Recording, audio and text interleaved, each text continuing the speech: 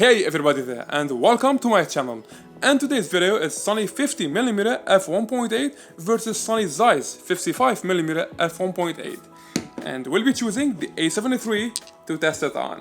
$250 versus $1,000 lens. That's too much.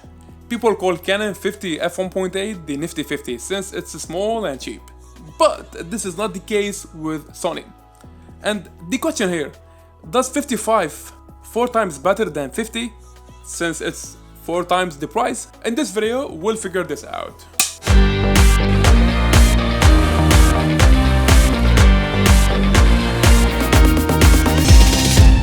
On this channel, we make gear reviews and photography tutorials, so if you are new here, consider subscribing. Sony 50mm f1.8, made of plastic with rubber focus ring. Has 45cm 17.7 inches minimum focus distance, 49mm filter thread size, no image stabilization, and weighs 0.4 pounds 186 grams.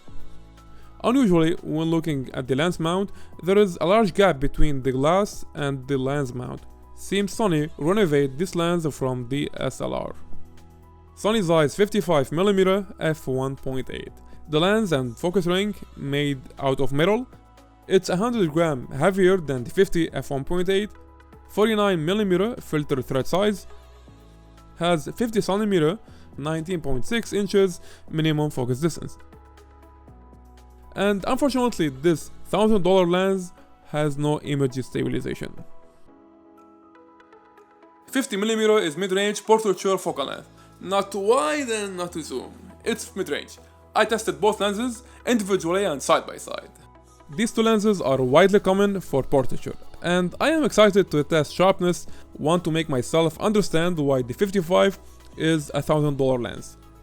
Alright, 55 images are on the right side and the 50 are on the left. When zooming 1:1 ratio, 55 has a slightly better sharpness on the face, shirt, and other parts of the image as well. Here I'm trying to boost 50mm sharpness in Lightroom. Despite the additional noise caused by increasing sharpness, almost reach similar sharpness as the 55. Bokeh is relative and I personally like it more on the 55mm. 50mm bokeh is smaller and gives me a feeling of a crowded background.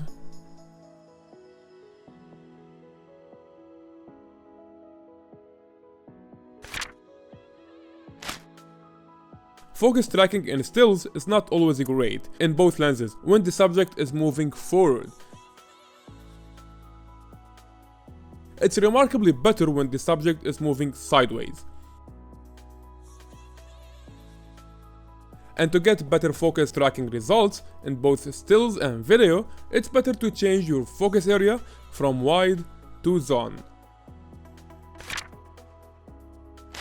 Jumping to full frame sharpness test, I fixed my A73 on a tripod and used a shutter remote release for all the images. At f1.8, 55 image is remarkably brighter than 50. Guess a third stop, not more. At f1.8, 55mm images are tack sharp, remarkably sharper than 50mm, mainly in the center, on the sides, top and bottom. And it gets softer on the corners. 50mm performs better on the corners. f2 is identical to f1.8. At f2.8, both lenses get a bit sharper in the center and really improved on the corners. We almost have similar sharpness at f4, except 50mm is still sharper on the corners. Eventually, both lenses are sharp from edge to edge at f5.6 and f8. The following is lens flare test. Lens flare could transform your scene dramatically. It sometimes casts a huge flare amount in some lenses, so I made two tests. The first is just directing the lens to my car spotlight, panning and tilting it around to see how each lens performs with direct light.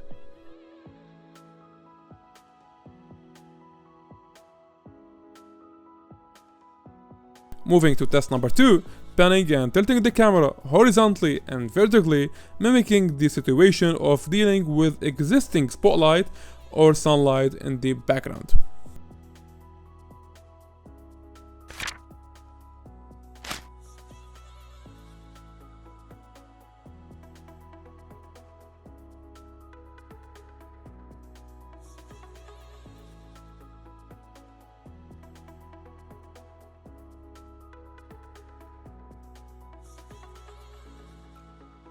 If you take single portraiture and your model is not moving so much, 50 might be the best option for you. And if you're doing videos and you're picky enough having a fast autofocus, 55 might be the best lens for you.